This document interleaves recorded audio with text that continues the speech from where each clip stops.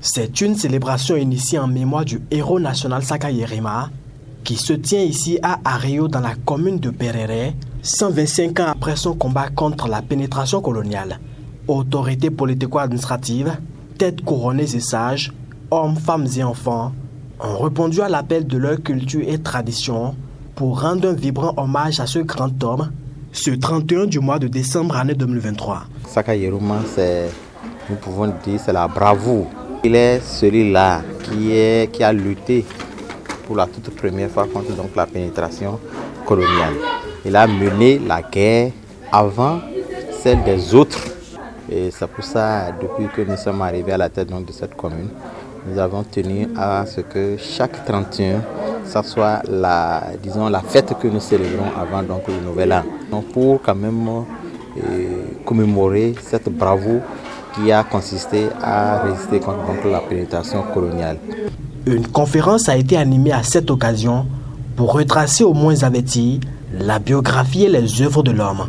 La communication a consisté en un rappel des œuvres de Saka Yerima et qui l'ont valu la qualité de rallieur avant la pénétration coloniale et qui a fait de lui un rassembleur et pour pouvoir conduire des troupes et combattre l'ennemi.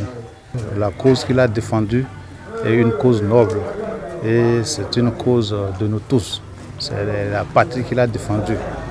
Donc on ne saurait donc laisser ou disons faire passer, balayer du revers de la main une action d'une telle envergure. Et moi je souhaiterais que des gens prennent conscience et que ça suscite en nous un éveil pour la valorisation de notre identité. L'Association pour le développement des communes du Borgou ADECOB n'est pas restée en marge de cet événement.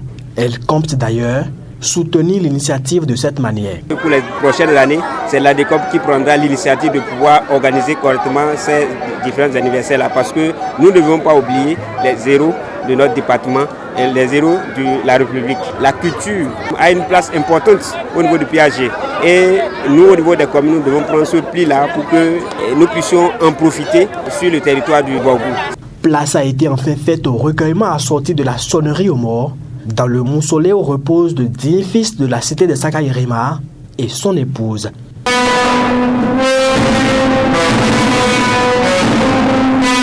Cet événement riche en manifestations et qui a connu la présence de tous les maires des communes du Borgou est parrainé par la vice-présidente du Bénin, Mariam Chabi Talata.